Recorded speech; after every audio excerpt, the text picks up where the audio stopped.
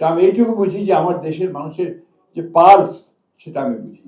আমার দেশের মানুষ উপরে উঠতে চায়, উন্নতি চায়, একটা সত্যিকার অর্থে গণতান্ত্রিক ব্যবস্থা চায়।